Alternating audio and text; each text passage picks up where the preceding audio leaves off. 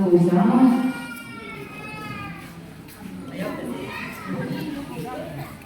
ဦးဒီစင်ဘာမှာပါဝင်ရှင်တော်မှာပါရရှင်။အခင်းများပါဝင်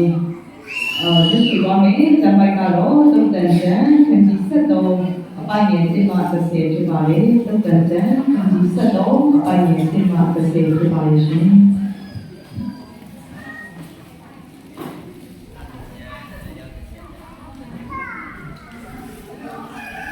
လေးစားပါတော့တဘာပတိကြီးနဲ့မပေးတဲ့လူကြီးများလာရောက်ကြည့်ရှုအားပေးကြတော့မိဘပြည်သူများနဲ့ဒီနေ့ကျွန်တော်နဲ့အတူတမန်ကျမ်းစာရွတ်စုရှင်ပြန်ပွဲမှာပါဝင်ကြတော့အကြီးဆုံးကအနည်းဆုံးအားလုံးကိုကျွန်တော်တို့ဝေဆန်လာမှာရှေးစွာလေးစားစွာကောင်းရပြောပါတယ်ခင်ဗျာကျွန်တော်ပါဝင်ရှင်ပြန်သွားမဲ့တမန်ကျမ်းစာကတော့ရွှေကျမ်းတဲ့သုံးတန်ကျမ်းအခန်းကြီး73အခန်းငယ်1မှ30ထိဖြစ်ပါတယ်ပညာရှိသောသားသည်အဘ၏သွန်သင်ခြင်းကိုနားထောင်တတ်၏မထီမဲ့မြင်ပြုသောသားမူကားအပြစ်တင်ခြင်းကိုနားမထောင်တတ်လူသည်မိမိနှုတ်၏အတိမှာကောင်းသောအရာကိုစာရ၏လေးစားတတ်သောသူမူကားကျမ်းချုပ်ရေးဆဲခြင်း၏အတိကိုစာရ၏မိမိတို့ကိုစောင့်တော်သူသည်မိမိအသက်ကိုစောင့်၏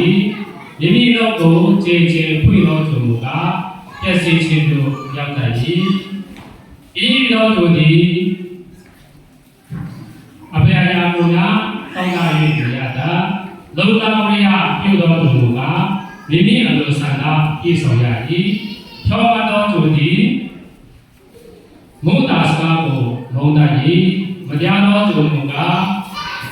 ဆက်စုပ်ဖွယ်ဖြစ်၍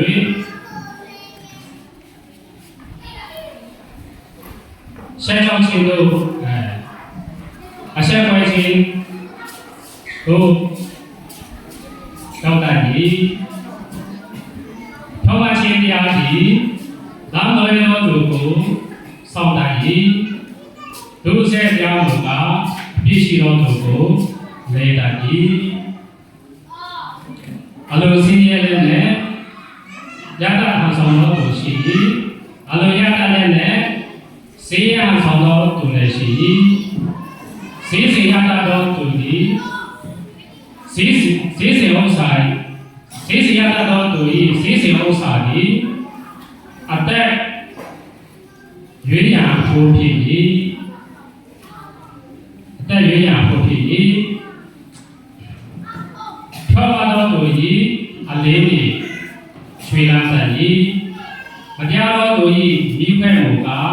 တေရသိမ့်၏မာနကြောင့်ကရံတွေ့ခြင်းဖြစ်၏တတိပေရောစကားမူကားတတိပေရောစကားကိုနားခံတော်သူသည်ပညာရှိ၏အားလုံးကိုကျေးဇူးတင်ပါတယ်ခင်ဗျာကျေးဇူးပါရရှင်။ဘာလို့ဒီစံစာရွတ်ဆိုခြင်းမှာပါဝင်ရှင်ပြိုင်ခြင်းကတော့ဒီလိုဖြစ်ပါရရှင်။ဒီမှာအခုချိန်မှာကျွန်တော်တို့အမတ်များကိုပေါင်းနေတဲ့အခါမှာတိုင်းချုပ်ပြီးတော့မတော်ဆရာမသတုစိတ်မှာလိုအပ်သောအရာများကိုပညာပေးခြင်းကိုလုပ်တော်မှာဖြစ်ပါတယ်။